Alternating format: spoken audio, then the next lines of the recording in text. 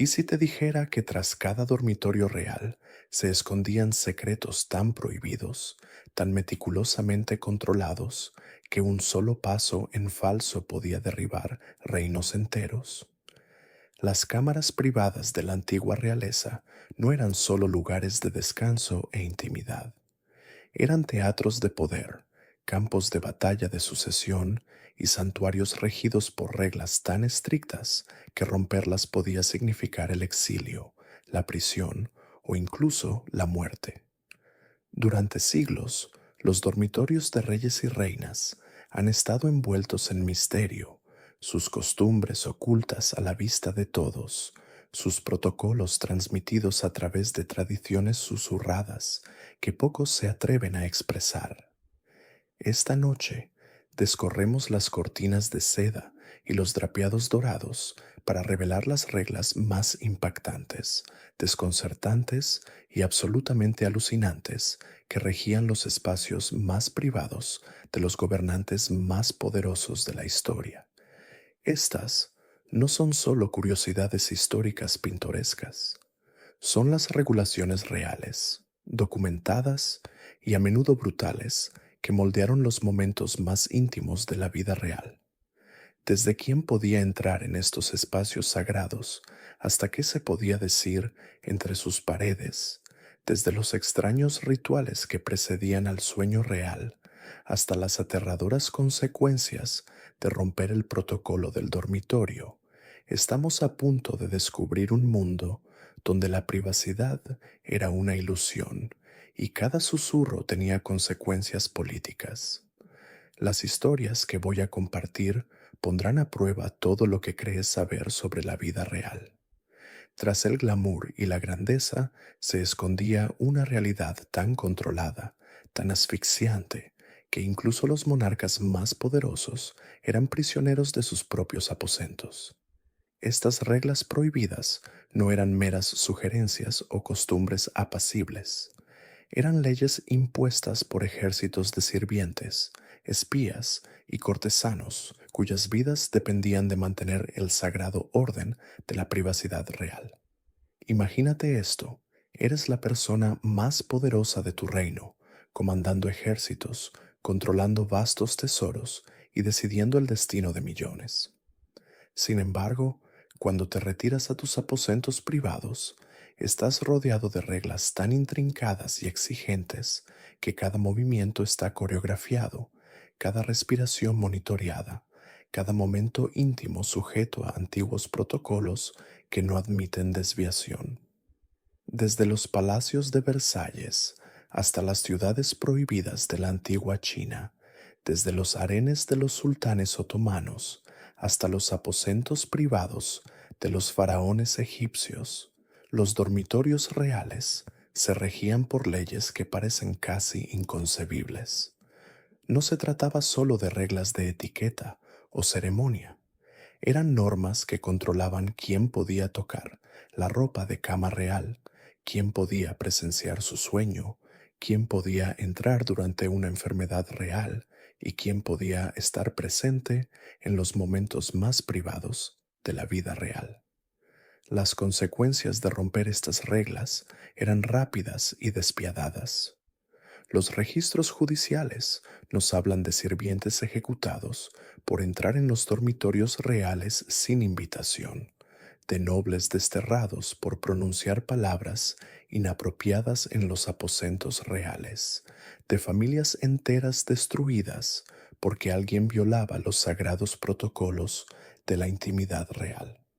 No se trataba de amenazas vacías ni castigos ceremoniales. Eran consecuencias reales y documentadas que moldeaban el comportamiento de todos los que se movían dentro del ámbito del poder real. Lo que hace estas reglas aún más fascinantes es cómo variaron a lo largo de las culturas y los siglos, manteniendo sin embargo ciertos temas universales. Ya sea que hablemos de castillos medievales europeos o de antiguos palacios asiáticos, ciertos protocolos prohibidos aparecen una y otra vez, lo que sugiere que la psicología del poder y la privacidad trasciende las fronteras culturales.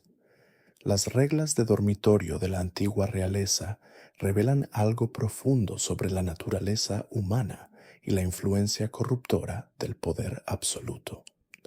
Nos muestran cómo el miedo, la paranoia y la desesperada necesidad de control pueden transformar las necesidades humanas más básicas en elaborados rituales de dominio y sumisión.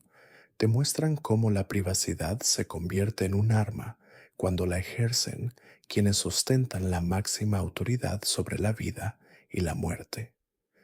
Estas historias no son solo curiosidades históricas, son ventanas a los rincones más oscuros del comportamiento humano, que revelan cómo el poder distorsiona incluso los aspectos más íntimos de la experiencia humana.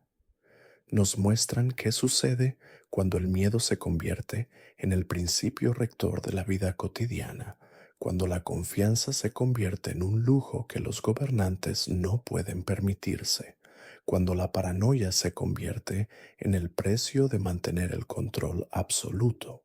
A medida que recorremos estos protocolos prohibidos, descubrirás reglas tan extrañas que parecen ficción, pero que están documentadas en actas judiciales, diarios reales y el testimonio de quienes tuvieron la valentía de registrar lo que presenciaron.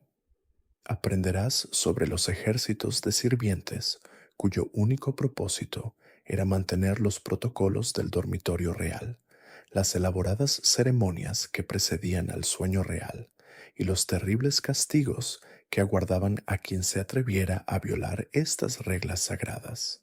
El antiguo dormitorio real nunca fue verdaderamente privado. Era un escenario donde se ejercía el poder, se aseguraba la sucesión y se forjaban y rompían alianzas políticas. Cada lecho real estaba rodeado de un público invisible de cortesanos, sirvientes y espías, todos observando, todos esperando, todos listos para informar cualquier desviación del orden establecido. Lo que emerge de estas historias es una imagen de la vida real que contradice cualquier idea romántica que podamos tener sobre la monarquía y el poder.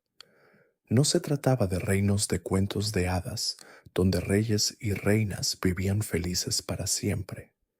Eran ollas a presión de la ambición humana, donde las personas más poderosas de la tierra estaban atrapadas por los mismos sistemas que les otorgaban su autoridad. Las reglas prohibidas de los antiguos dormitorios reales revelan el verdadero precio del poder absoluto.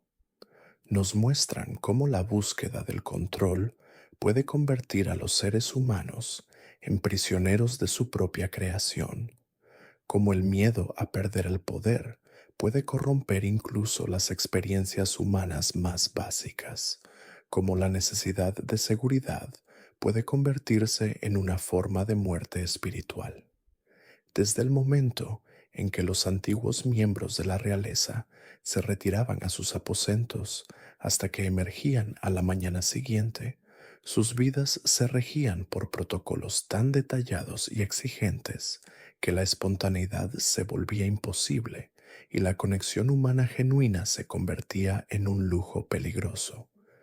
No se trataba solo de reglas de comportamiento, eran sistemas de control que penetraban en la esencia misma de la experiencia humana, regulando no solo las acciones, sino también los pensamientos, las emociones y los deseos.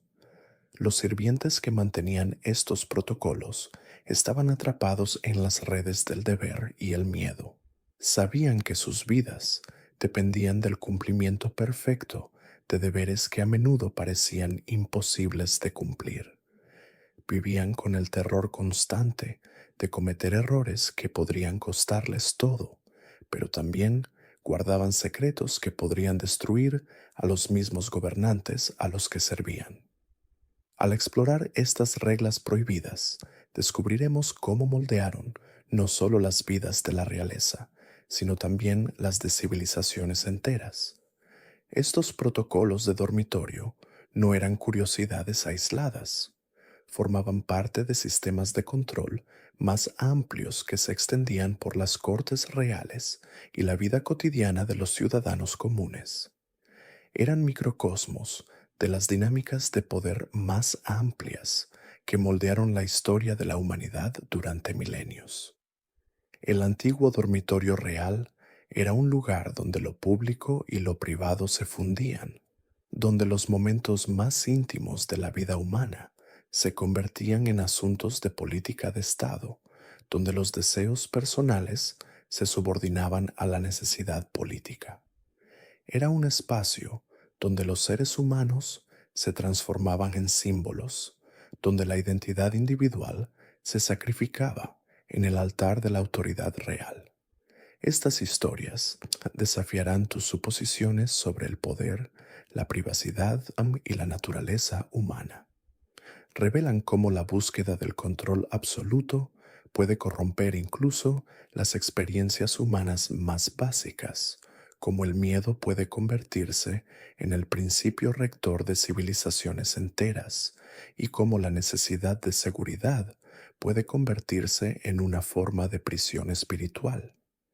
Las reglas prohibidas de los antiguos dormitorios reales no eran solo curiosidades históricas, eran síntomas de una tendencia humana más profunda hacia el control y la dominación, manifestaciones de cómo el poder corrompe a quienes lo ejercen y a quienes se someten a él.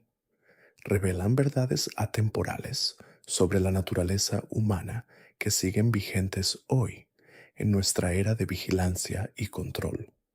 Al iniciar este viaje hacia los rincones más oscuros de la historia real, prepárense para historias que impactarán, perturbarán y en última instancia arrojarán luz sobre la verdadera naturaleza del poder y sus efectos en la conciencia humana. Estos no son solo relatos de antiguos reyes y reinas, son espejos que reflejan nuestra propia capacidad para la grandeza y la corrupción, nuestras propias luchas con el poder y el control, nuestros propios miedos a la vulnerabilidad y la exposición. El antiguo dormitorio real aguarda. Sus puertas finalmente se abren para revelar secretos que han permanecido ocultos durante siglos. Lo que descubramos allí cambiará para siempre nuestra comprensión del poder, la privacidad y el precio de la autoridad absoluta. Pero aquí es donde estas reglas del dormitorio revelaron su naturaleza siniestra. No solo buscaban proteger al monarca, buscaban control, vigilancia y la eliminación sistemática de cualquier amenaza al poder. Toda persona que entraba en estas cámaras sagradas era un espía, asesino o testigo potencial de secretos que podrían derrocar reinos. Tomemos como ejemplo el Imperio Bizantino, donde la alcoba del emperador estaba custodiada por los Scholai Palatinae, una guardia de élite cuya lealtad se compraba con oro y se aseguraba mediante el terror. No eran simples soldados, sino verdugos con túnicas de seda.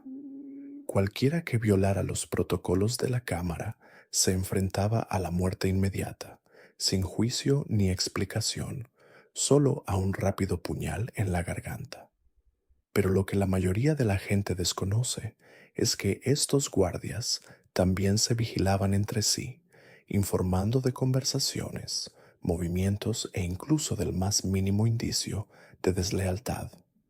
La alcoba del emperador se convirtió en una red de paranoia, donde la confianza era imposible y la supervivencia implicaba obediencia absoluta. La ciudad prohibida china llevó esta vigilancia a extremos aterradores. Los dormitorios del emperador eran vigilados por eunucos castrados, no solo para prevenir amenazas sexuales, sino para crear una clase de sirvientes que jamás podrían formar familias ni desarrollar lealtades fuera de los muros del palacio. Estos hombres, destrozados y aislados, se convirtieron en los ojos y oídos del emperador, documentando cada susurro, cada gesto, cada respiración en la alcoba imperial. Mantenían registros detallados de quién entraba, cuándo salía, qué decía y su aspecto, una expresión inapropiada, una mirada sospechosa, y familias enteras desaparecían en la noche. Pero quizás el aspecto más escalofriante de estas reglas de dormitorio era cómo convertían las relaciones íntimas en armas de guerra política. En el Imperio Otomano, el harén del sultán no era un paraíso de lujo como sugiere la cultura popular. Era un campo de batalla donde las mujeres luchaban por la supervivencia, usando sus cuerpos como moneda y a sus hijos como escudos. Las reglas que regían el dormitorio del sultán estaban diseñadas para enfrentar a estas mujeres entre sí, creando un sistema donde las madres envenenaban a sus rivales, las hermanas traicionaban a sus hermanas, y el amor se convertía en un lujo que podía costar la vida. La valide sultán, madre del sultán reinante, tenía poder absoluto sobre estos protocolos de alcoba. Decidía qué mujeres podían entrar en los aposentos del sultán, cuándo podían hacerlo y qué podían hacer una vez dentro. Pero su poder tenía un precio. Debía eliminar a cualquier mujer que pudiera engendrar un heredero varón que amenazara la sucesión de su hijo. Esto implicaba orquestar asesinatos, provocar accidentes y a veces incluso ordenar la ejecución de sus propios nietos. Las reglas de alcoba le otorgaban la autoridad legal para cometer estas atrocidades con el pretexto de proteger la sucesión imperial. Las cortes europeas no eran inmunes a esta locura. El Palacio de Versalles, ese resplandeciente símbolo de la realeza francesa, ocultaba algunos de los protocolos de dormitorio más oscuros de la historia. El rey Luis XIV estableció reglas que convertían sus aposentos privados en escenario de las exhibiciones de poder más elaboradas y humillantes imaginables. La palanca del rey, la ceremonia de la mañana en que se levantaba el rey, requería que docenas de nobles permanecieran en perfecta formación mientras el rey desempeñaba sus funciones humanas más básicas. Pero no se trataba solo de ceremonia, sino de dominio. Cada mañana, estos poderosos hombres y mujeres se veían obligados a observar a su soberano usar el orinal, vestirse y desayunar con expresiones de reverencia y gratitud. Las reglas dictaban que debían mostrarse honrados al presenciar estos momentos íntimos, que debían competir por el privilegio de entregarle la camisa al rey o de servirle el agua para lavarse. Un paso en falso, un incumplimiento del protocolo preciso, y uno podía perder su posición en la corte, la fortuna familiar y a veces la cabeza. Pero lo más inquietante de estas reglas de dormitorio francesas era cómo se usaban para destruir a los enemigos políticos. El rey invitaba deliberadamente a sus rivales a participar en estas ceremonias íntimas y luego usaba los complejos protocolos para humillarlos. Podía pedirle a alguien que realizara una tarea que no le habían enseñado, preparándolo para el fracaso frente a toda la corte. O podía cambiar las reglas sin previo aviso, observando cómo los nobles, confundidos, se tambaleaban con los procedimientos que creían conocer. Estas ceremonias de dormitorio se convirtieron en una sofisticada forma de tortura psicológica, diseñada para quebrantar el espíritu de cualquiera que desafiara la autoridad real. Los zares rusos llevaron estos juegos de poder a niveles aún más extremos. Iván el Terrible estableció reglas de dormitorio que eran, en esencia, sentencias de muerte disfrazadas de etiqueta. Sus oprichniki, una fuerza policial secreta vestida con túnicas negras, tenían acceso ilimitado a sus aposentos privados y aprovechaban esta proximidad para ejecutar sus órdenes más brutales. entraban en el dormitorio del zar para recibir órdenes de ejecuciones masivas, sesiones de tortura y la eliminación de familias nobles enteras. El dormitorio se convirtió en el centro neurálgico de una red terrorista que mantenía a todo el imperio ruso en un estado de miedo constante. Estas reglas no solo buscaban mantener el orden, sino crear un sistema donde los caprichos personales del zar pudieran transformarse en política de Estado sin cuestionamientos ni demoras. Si Iván decidía durante sus oraciones vespertinas que una familia de boyardos en particular representaba una amenaza, los opríchniki recibían sus órdenes antes del amanecer y las ejecutaban antes de la puesta del sol. Los protocolos de alcoba les otorgaban la autoridad para actuar en nombre del zar, convirtiendo la paranoia privada en masacres públicas. Lo que hace que estas reglas históricas de dormitorio sean tan inquietantes es que revelan la total ausencia de límites entre el poder personal y el político. No se trataba solo de costumbres excéntricas o tradiciones pintorescas, sino de sofisticados sistemas de opresión que utilizaban los aspectos más íntimos de la vida humana como herramientas de control. El sueño, el amor, la privacidad e incluso las funciones corporales básicas se convirtieron en armas en manos de gobernantes absolutos que comprendían que el verdadero poder consistía en controlar cada aspecto de la existencia de sus súbditos. El impacto psicológico de estas reglas se extendió mucho más allá de los muros del palacio. Cuando se corrió la voz de que el dormitorio del rey era un lugar donde se podían destruir vidas a capricho, donde familias antiguas podían ser eliminadas por una tos inoportuna o una reverencia poco entusiasta, se creó una cultura del miedo que impregnó todos los estratos sociales.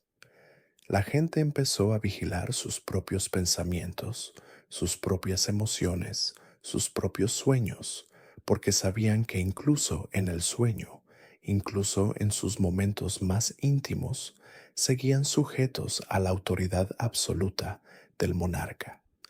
Esta transformación de los espacios íntimos en instrumentos de control político tuvo consecuencias duraderas que moldearon civilizaciones enteras. Las reglas de dormitorio de la antigua realeza no eran solo curiosidades históricas, sino que sentaron las bases de los sistemas totalitarios que surgirían siglos después. Demostraron cómo las relaciones personales podían ser instrumentalizadas, cómo la privacidad podía ser eliminada y cómo las necesidades humanas más básicas podían convertirse en fuentes de vulnerabilidad y control. El legado de estas reglas prohibidas de dormitorio sigue resonando a lo largo de la historia moderna, recordándonos que la corrupción del poder a menudo comienza en los espacios más privados, donde la línea entre el deseo personal y la autoridad política se difumina peligrosamente. Estos antiguos protocolos sirven como un escalofriante recordatorio de lo que sucede cuando el poder absoluto se encuentra con la paranoia absoluta, creando sistemas de control que transforman los palacios en prisiones y los dormitorios en campos de batalla. ¿Qué sucede cuando el santuario más privado de cualquier palacio se convierte en un campo de batalla por el poder, donde cada susurro lleva el peso de reinos y cada sombra podría ocultar un secreto mortal?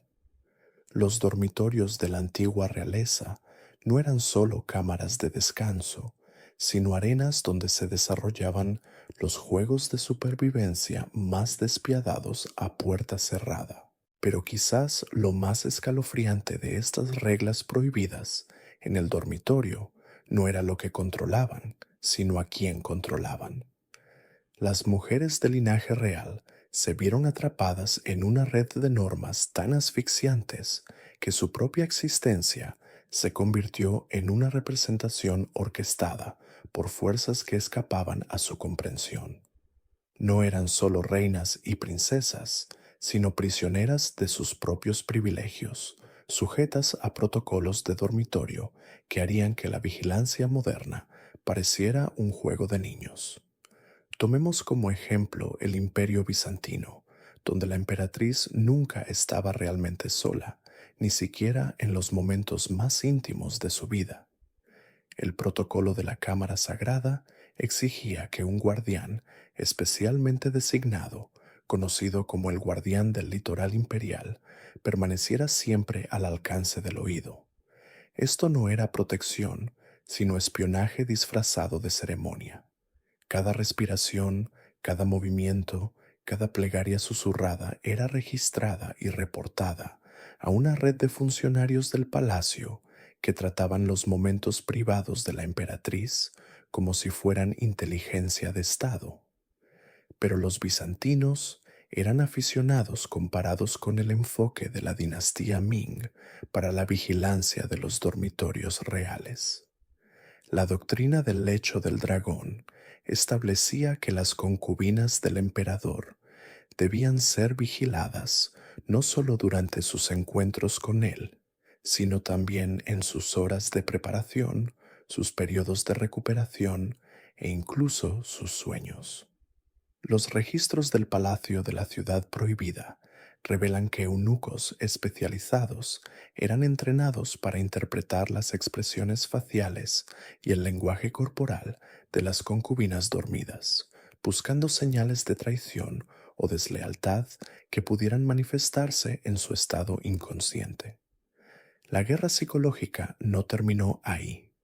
Estas mujeres fueron sometidas al ritual de verificación de pureza, una ceremonia mensual donde se ponía a prueba su lealtad al trono mediante una serie de preguntas cada vez más invasivas sobre sus pensamientos, sueños y deseos. El interrogatorio se llevaba a cabo en sus propias habitaciones, transformando su espacio más íntimo en un tribunal donde se juzgaba su vida interior. Quienes no conseguían convencer a los inquisidores de su absoluta devoción se enfrentaban a castigos que iban desde el exilio hasta cámaras diseñadas específicamente para quebrantar su espíritu. En el Imperio Otomano, el sistema de harenes creó su propio laberinto de normas de dormitorio que convertían la intimidad en un arma de control político. La ley del cordón de seda no solo pretendía evitar fugas, sino garantizar que todas las mujeres del harén del sultán comprendieran que su dormitorio era a la vez su santuario y su prisión. Los cordones de seda no eran solo restricciones físicas, sino recordatorios psicológicos de que sus cuerpos pertenecían al imperio, no a ellas mismas.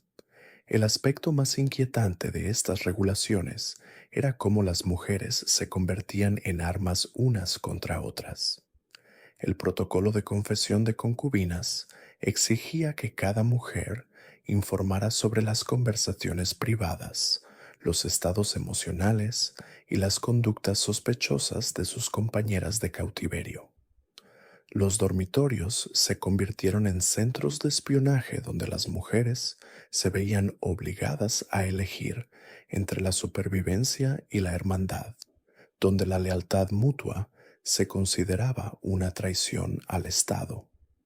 Pero quizás ninguna regulación del dormitorio real fue más devastadora psicológicamente que el mandato de vigilancia de los sueños del imperio mongol. Los sucesores de Genghis Khan creían que el subconsciente revelaba verdades que la mente consciente podía ocultar.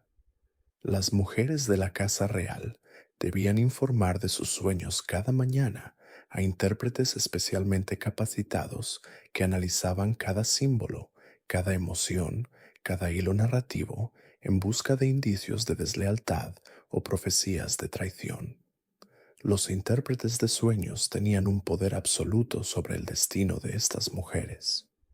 Una pesadilla sobre fuego podía interpretarse como una visión de rebelión. Un sueño sobre volar podía sugerir deseos de escape. Incluso los sueños placenteros eran examinados en busca de significados ocultos que pudieran indicar ambiciones peligrosas o anhelos prohibidos. Las mujeres aprendieron a controlar no solo sus pensamientos despiertos, sino también sus mentes dormidas, intentando desesperadamente soñar solo con lealtad y sumisión. El imperio azteca llevó estas manipulaciones psicológicas a territorios aún más oscuros con sus protocolos de la luna de sangre. Durante ciertas fases lunares, las esposas del emperador eran sometidas a rituales de aislamiento que duraban días, confinadas en sus dormitorios, con la única compañía de sus pensamientos.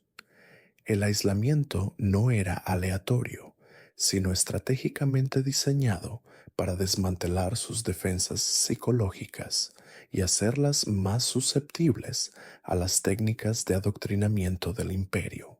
Durante estos periodos de aislamiento, las mujeres recibían la visita de sacerdotes psicólogos que combinaban privación del sueño, manipulación sensorial y tortura emocional para remodelar sus personalidades. El objetivo no era solo la obediencia, sino la reconstrucción completa de su identidad. Salieron de estas sesiones como personas diferentes, con su yo original sepultado bajo capas de lealtad programada y devoción artificial. La tradición del juicio de medianoche del imperio persa representa quizás la fusión más aterradora de normas de dormitorio y guerra psicológica. Una vez al mes, el Shah realizaba visitas sorpresa a los dormitorios de sus esposas y concubinas, no para intimidad, sino para interrogarlas. Estas sesiones nocturnas podían durar horas y las mujeres eran sometidas a técnicas de interrogatorio diseñadas para descubrir sus miedos más profundos, deseos secretos y resentimientos ocultos. Los interrogadores del Shah eran maestros de la manipulación psicológica, utilizando todo, desde recuerdos de la infancia hasta creencias religiosas, como armas contra las defensas mentales de las mujeres. Explotaban cada vulnerabilidad, cada inseguridad, cada momento de duda para crear un perfil psicológico completo que pudiera utilizarse para controlarlas y manipularlas durante años. Lo que hace que estas normas de dormitorio sean particularmente insidiosas es que a menudo se disfrazaban de privilegios u honores. Se decía que las mujeres eran protegidas, elevadas y apreciadas, cuando en realidad se las despojaba sistemáticamente de su humanidad y autonomía. Los dormitorios más lujosos de los palacios más majestuosos se convirtieron en laboratorios de experimentación humana, donde se ponían a prueba y se refinaban los límites del control psicológico.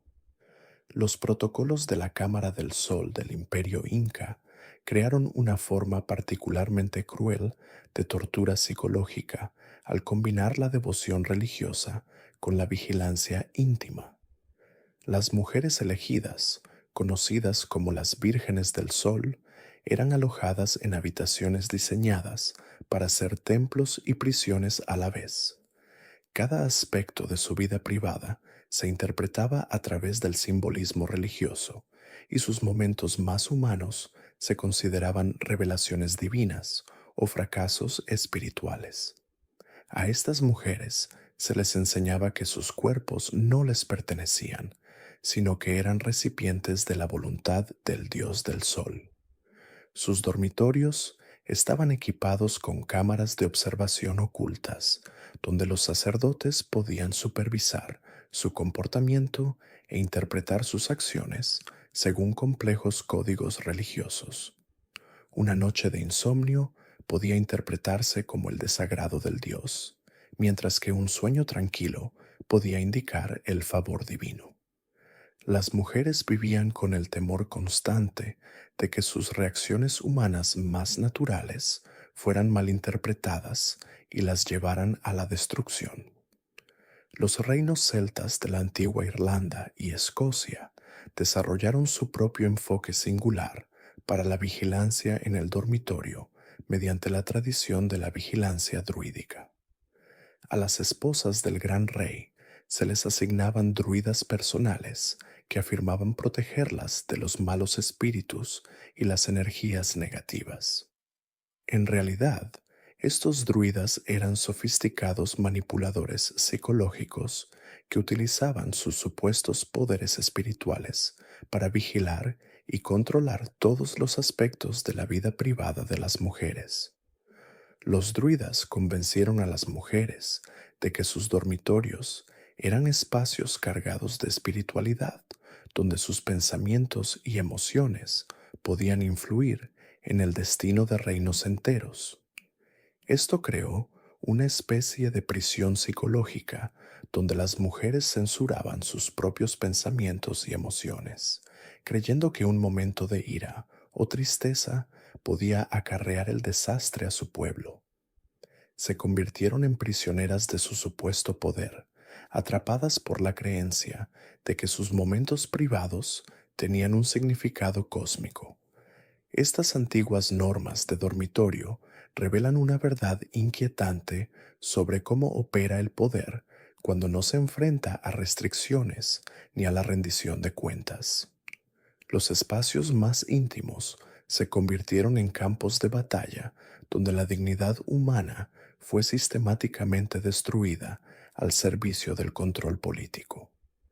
Las mujeres sometidas a estos protocolos no solo fueron víctimas de su momento histórico, sino sujetos de prueba en el continuo experimento de la humanidad con los límites de la dominación y el control. El legado de estas reglas prohibidas en el dormitorio se extiende mucho más allá de sus contextos históricos.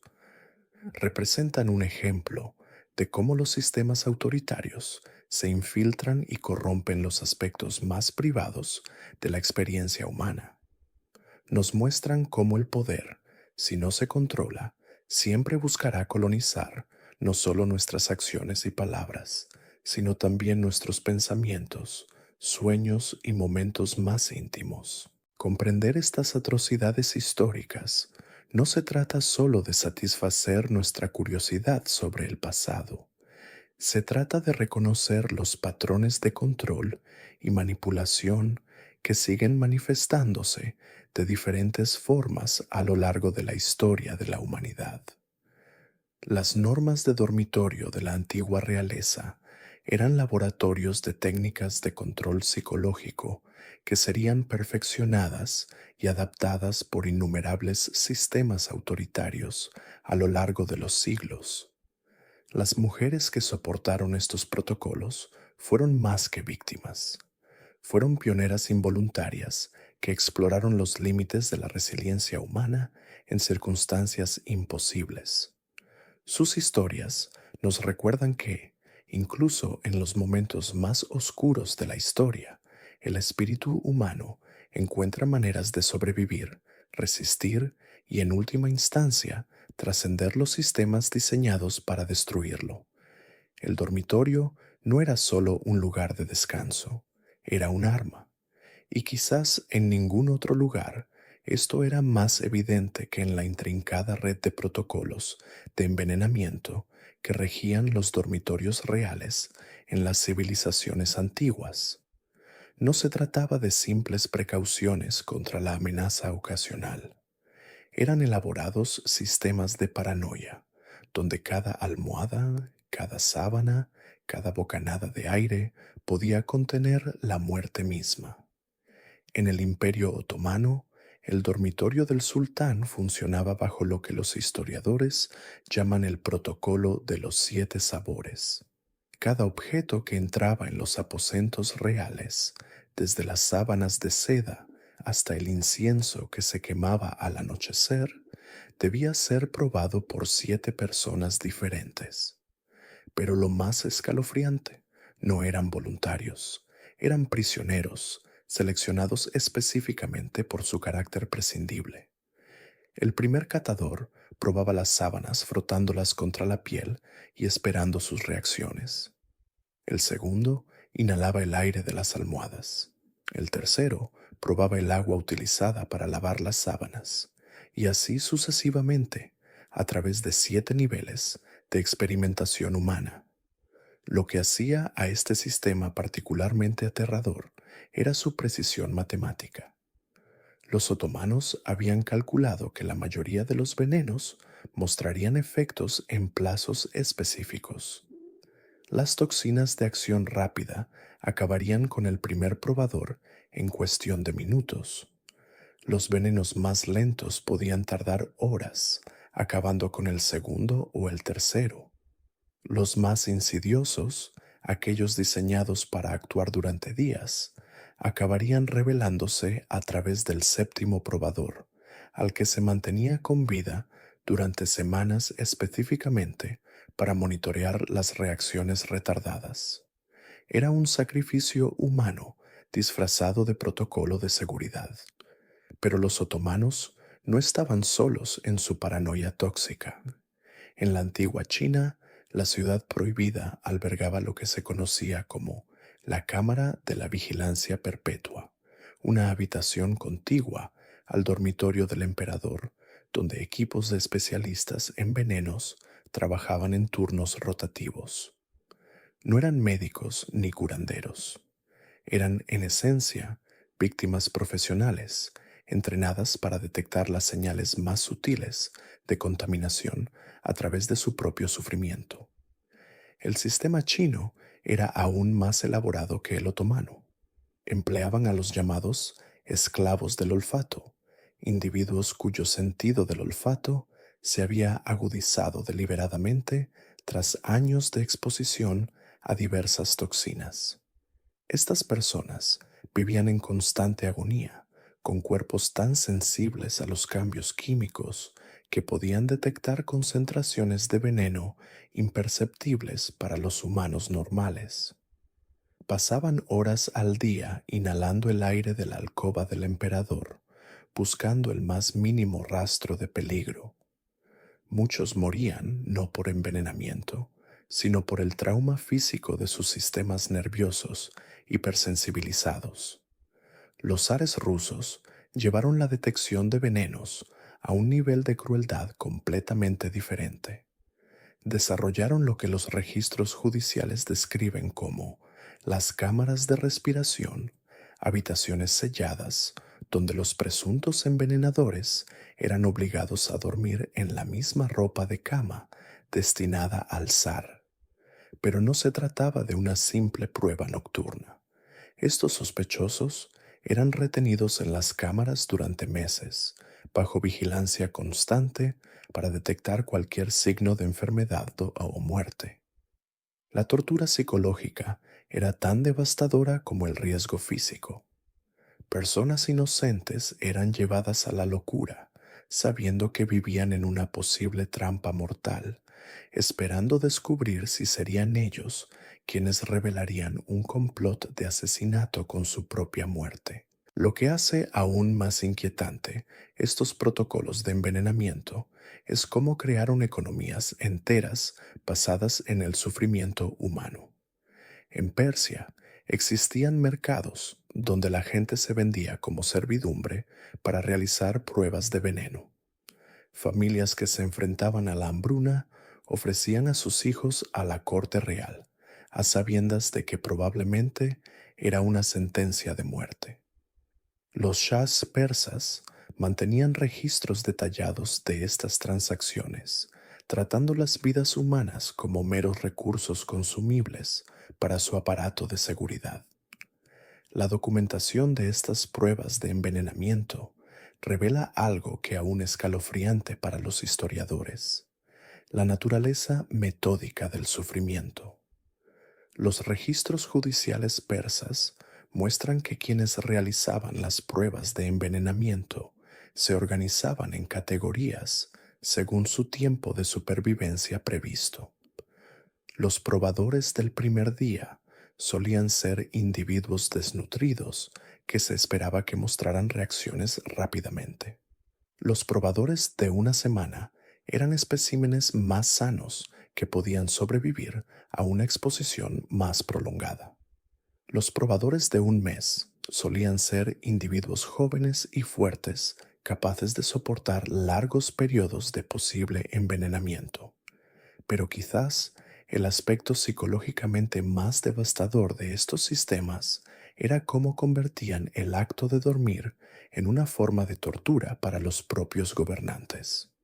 Los Keynes mongoles, a pesar de contar con los protocolos de análisis de veneno más elaborados del mundo antiguo, sufrían lo que sus médicos de la corte describían como la maldición del insomnio. Permanecían despiertos durante horas, sabiendo que, a pesar de todas sus precauciones, a pesar de todas las vidas humanas sacrificadas para analizar su ropa de cama, aún podían estar respirando su propia muerte. El sistema mongol incluía lo que llamaban probadores de sueños, individuos que eran obligados a dormir en la cama del Khan ante él, no solo para detectar veneno, sino también para experimentar cualquier pesadilla o sueño perturbador que pudieran ser inducidos por agentes químicos. Se creía que ciertas toxinas podían afectar la mente antes de dañar el cuerpo, y que estos probadores de sueños servirían como sistemas de alerta temprana para ataques psicológicos. Estos examinadores de sueños solían mantenerse en un estado de semiconciencia mediante dosis controladas de diversas sustancias, lo que hacía que sus estados oníricos fueran más vívidos y potencialmente más sensibles a la interferencia química. Los registros judiciales describen cómo estos individuos eran despertados varias veces durante la noche para que reportaran sus sueños, y los escribas documentaban cada detalle para que los asesores del Khan los analizaran. El daño psicológico sufrido por estos sujetos de prueba humanos fue catastrófico. Muchos desarrollaron trastornos permanentes del sueño, alucinaciones y lo que hoy conocemos como trastorno de estrés postraumático, TEPT, grave. Los faraones egipcios desarrollaron quizás el sistema de detección de venenos más sofisticado de todos, uno que combinaba pruebas en humanos con lo que creían que era intervención divina. Crearon una casta de individuos conocidos como los durmientes de Ra, considerados instrumentos sagrados para detectar amenazas al gobernante divino. Estos individuos fueron criados desde la infancia en complejos de templos, con una dieta cuidadosamente controlada y sus cuerpos deliberadamente sensibilizados a los cambios químicos mediante años de exposición a cantidades mínimas de diversas toxinas. El proceso de crear un durmiente de Ra era en sí mismo una forma de tortura sistemática. Niños de tan solo 5 años recibían pequeñas dosis de diferentes venenos, no suficientes para matar, pero sí para volver sus cuerpos hipersensibles a los cambios químicos. Al llegar a la edad adulta, estos individuos podían detectar concentraciones de toxinas que serían completamente imperceptibles para los humanos normales. Pero el coste era enorme. Vivían con constante malestar físico, con sus sistemas nerviosos tan sobrecargados que las sensaciones normales se volvían abrumadoras. Lo que hacía particularmente cruel al sistema egipcio era su dimensión religiosa. A los durmientes de Ra se les decía que su sufrimiento era sagrado, que su capacidad para detectar venenos era un don de los dioses. Esta manipulación psicológica hacía que su tortura fuera aún más completa.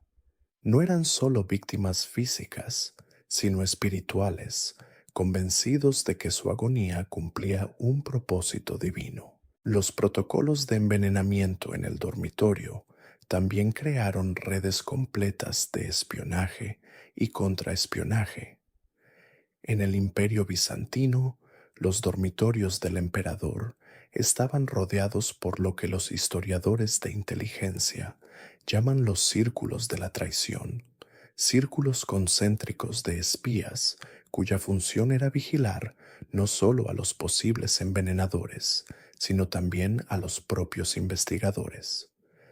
Los bizantinos habían descubierto que se podía sobornar a los investigadores para que proporcionaran resultados falsos o que se les podían administrar antídotos en secreto para protegerlos de toxinas que aún podrían dañar al emperador. Esto condujo al desarrollo de los probadores de veneno, individuos cuya función era monitorear a los probadores de veneno en busca de indicios de engaño.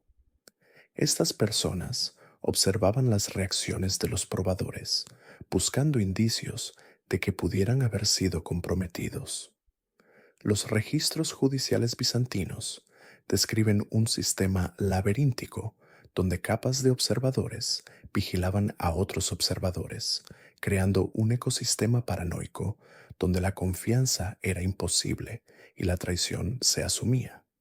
El impacto psicológico de estos protocolos de envenenamiento se extendió mucho más allá de las víctimas inmediatas.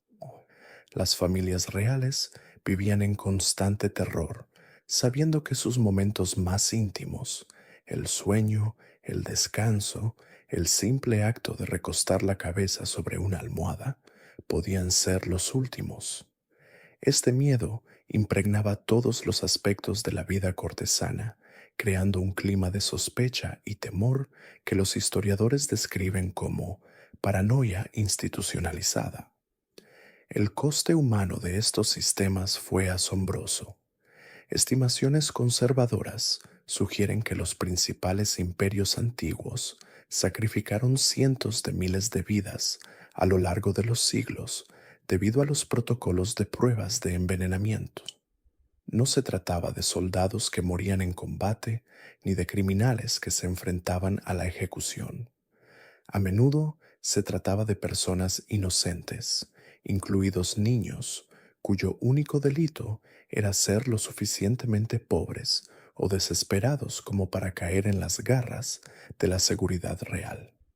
Pero quizás el aspecto más inquietante de estos protocolos de envenenamiento fue cómo, en última instancia, no lograron proporcionar la seguridad prometida. Muchos de los gobernantes que implementaron los sistemas de prueba más elaborados, aún así, murieron por envenenamiento, no porque sus protocolos fueran inadecuados, sino porque los envenenadores habían aprendido a sortearlos. La propia complejidad de estos sistemas creó nuevas vulnerabilidades, nuevas oportunidades para la traición y la infiltración. El legado de estos protocolos de envenenamiento se extiende mucho más allá de la historia antigua.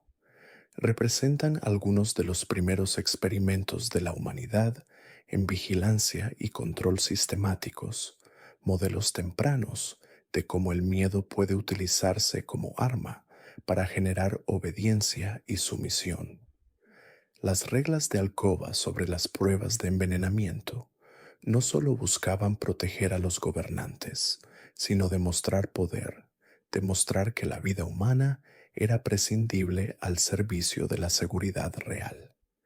Estos sistemas también revelan algo profundo sobre la naturaleza misma del poder. Los gobernantes que implementaron estos protocolos eran a la vez las personas más poderosas y vulnerables de sus sociedades. Tenían la autoridad para decidir sobre la vida y la muerte, pero vivían con el miedo constante a la muerte. Sus alcobas se convirtieron en símbolos de esta paradoja, lugares de máximo lujo y máximo terror, donde la necesidad humana más íntima de descanso y sueño se convirtió en otro campo de batalla en la interminable guerra por la supervivencia y el control. Pero he aquí la verdad más inquietante sobre estas reglas prohibidas de los antiguos dormitorios reales. Nunca se trataron realmente de protección ni de ceremonia. Se trataba de algo mucho más siniestro y perdurable. Estos elaborados protocolos, estas restricciones asfixiantes, estos castigos brutales por las infracciones más pequeñas, fueron el modelo para los estados de vigilancia modernos. Fueron los primeros experimentos de control total. Piénsenlo. Todos los sistemas que hemos explorado esta noche, desde los espías bizantinos que se escondían en los armarios reales, hasta los eunucos chinos que documentaban cada respiración, desde los probadores de veneno otomanos hasta los intérpretes de sueños persas, todos comparten una característica aterradora. Convirtieron los espacios más íntimos de la existencia humana en laboratorios de poder. Utilizaron la vulnerabilidad misma como arma. El dormitorio real no era solo un lugar donde dormían reyes y reinas. Era un campo de pruebas para técnicas que luego se propagarían como veneno por civilizaciones enteras. Los sistemas de permisos, la observación constante, la manipulación psicológica, la cultura del miedo y la sospecha no eran solo peculiaridades de la antigua realeza, eran prototipos, eran borradores de métodos de control que con el tiempo se perfeccionarían y se implementarían a gran escala. Consideremos los protocolos mongoles de análisis de sueños que mencionamos antes. Los chamanes y los funcionarios de la corte interpretaban cada pesadilla, cada noche de inquietud, cada expresión inconsciente como posible evidencia de deslealtad o desagrado divino. ¿Les suena familiar? Debería, porque siglos después, los regímenes autoritarios emplearían tácticas de presión psicológica similares, monitoreando no solo las acciones, sino también los pensamientos, no solo el comportamiento público, sino también los miedos y ansiedades privados. El sistema bizantino de espionaje de dormitorio, con sus observadores ocultos e informes detallados, se convirtió en la base de las redes de inteligencia posteriores. La idea de que la privacidad era un lujo que los poderosos jamás podían permitirse, que cada momento de supuesta soledad era en realidad una actuación vigilada y juzgada, no desapareció con la caída de Constantinopla. Evolucionó, se adaptó, sobrevivió. ¿Y qué decir de esos eunucos chinos encargados de los registros que documentaban meticulosamente cada detalle de la intimidad imperial? Su obsesiva catalogación de momentos privados, su transformación de las relaciones humanas en datos y análisis estadísticos fue el antecesor del capitalismo de vigilancia moderno. Comprendieron siglos antes que Silicon Valley que la información sobre el comportamiento privado era la moneda de cambio definitiva. Los protocolos persas sobre venenos revelan algo aún más inquietante. La paranoia sistemática, la suposición de que cada comida, cada bebida, cada contacto casual podía ser una sentencia de muerte, creó un estado psicológico del que era casi imposible escapar. Los gobernantes se convirtieron en prisioneros de sus propios sistemas de protección, incapaces de distinguir entre amenazas reales e imaginarias, entre la realidad y el distorsionado espejo de sus propios miedos. Pero quizás el aspecto más escalofriante de estas antiguas reglas de dormitorio era cómo corrompían a todo aquel que tocaban. Los sirvientes se volvían cómplices de sistemas de opresión. Los guardias, torturadores, los consejeros, manipuladores, los familiares, asesinos en potencia, quienes debían brindar consuelo y seguridad, se convertían en fuentes de peligro y sospecha. Este es el verdadero legado de estas normas prohibidas. No solo controlaron a la realeza, crearon culturas enteras de vigilancia, sociedades enteras construidas sobre la premisa de que la privacidad era peligrosa, que la intimidad era una debilidad, que la confianza era una tontería. Normalizaron la idea de que el poder exigía la renuncia total a la dignidad humana, tanto para quienes lo ostentaban como para quienes lo servían. Y lo más aterrador, estos sistemas funcionaron, mantuvieron a las dinastías en el poder durante siglos, mantuvieron el orden social mediante el miedo y el control, demostraron que los seres humanos podían ser condicionados a aceptar las violaciones más atroces de su humanidad básica si éstas se presentaban como necesarias para la seguridad, la estabilidad y el bien común. Los ecos de estos antiguos protocolos de dormitorio se escuchan en todos los estados de vigilancia modernos. Las justificaciones son inquietantemente similares. Las técnicas se han perfeccionado, pero la lógica subyacente permanece inalterada. Las reglas del dormitorio real nos enseñaron que la manera más efectiva de controlar a las personas es hacerlas sentir constantemente vigiladas, constantemente juzgadas, constantemente amenazadas. Nos demostraron que la privacidad no es solo una preferencia personal, sino un requisito fundamental para la dignidad humana. Demostraron que cuando cedemos nuestros espacios más íntimos a las exigencias del poder, no solo perdemos nuestra libertad, sino nuestra humanidad misma. Nos convertimos en personajes de la historia de alguien más, en actores de un teatro ajeno, en datos del gran experimento ajeno. Las reglas prohibidas de los antiguos dormitorios reales nunca se referían realmente a los dormitorios. Se referían al dormitorio del alma humana, ese espacio interior privado donde somos más vulnerables, más auténticos, más auténticos. Su objetivo era colonizar ese espacio, controlarlo y explotarlo con fines políticos. Y por eso estas historias importan hoy, porque las técnicas pueden haber cambiado, la tecnología puede haber evolucionado, pero la dinámica fundamental sigue siendo la misma. Todavía hay quienes quieren convertir nuestros momentos más privados en herramientas de control. Todavía hay sistemas que buscan transformar nuestros dormitorios, nuestras relaciones, nuestros propios sueños en fuentes de poder para otros. Los antiguos miembros de la realeza que crearon estos sistemas creían protegerse. En cambio, crearon prisiones de su propia creación.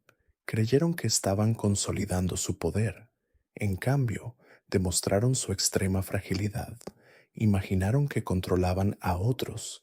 En cambio, revelaron cuán completamente habían perdido el control de sí mismos. Estas reglas prohibidas nunca fueron realmente reglas. Eran síntomas de una enfermedad que ha plagado la civilización humana durante milenios. La creencia de que algunas personas tienen derecho a poseer las almas de otras, que el poder justifica cualquier violación de la dignidad humana, que la seguridad se puede comprar con la libertad. Los dormitorios reales del mundo antiguo no eran santuarios, eran laboratorios, y los experimentos que allí se llevaban a cabo continúan hasta nuestros días, de formas sutiles y obvias, con métodos antiguos y modernos. La única diferencia es que ahora todos vivimos en el dormitorio real. Todos estamos sujetos a estas reglas prohibidas. Todos participamos en estos juegos mortales de poder y control. La cuestión no es si podemos escapar de estos sistemas. La cuestión es si podemos aprender a reconocerlos, a resistirlos, a negarnos a permitir que nuestros espacios más íntimos se conviertan en armas en la guerra de dominio de otros. Las reglas prohibidas de los antiguos dormitorios reales nos enseñan que el precio del poder absoluto es el aislamiento absoluto, la paranoia absoluta y la muerte espiritual absoluta. Y quizás esa sea la lección más importante de todas. Al final, Estas reglas no solo controlaron a la realeza, la destruyeron, la convirtieron en fantasmas que acechaban sus propias vidas, fantasmas atrapados en palacios de su propia creación. Demostraron que cuando cedemos nuestra humanidad por el poder, perdemos ambas.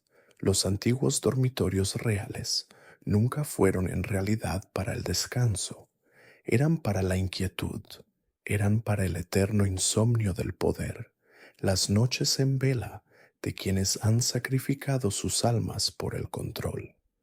Eran para las pesadillas que surgen cuando convertimos nuestros espacios más sagrados en campos de batalla. Y esas pesadillas, esos sueños prohibidos, nacidos en habitaciones prohibidas, bajo reglas prohibidas, aún resuenan en los pasillos del poder. Susurran sus advertencias a cualquiera dispuesto a escuchar. Nos recuerdan que algunos precios son demasiado altos para pagar, algunas reglas demasiado prohibidas para seguir, algunos dormitorios demasiado peligrosos para entrar. La antigua realeza creía que escribía las reglas, en cambio, escribía sus propios epitafios. Creía que creaba sistemas de control, en cambio, erigía monumentos a la inutilidad de intentar controlar el incontrolable espíritu humano. Sus reglas prohibidas se convirtieron en su legado prohibido, una advertencia tallada en piedra y escrita con sangre sobre lo que sucede cuando el poder se vuelve más importante que la humanidad, cuando el control se vuelve más valioso que la conexión, cuando el dormitorio se convierte en un campo de batalla y el alma se convierte en una víctima de la guerra.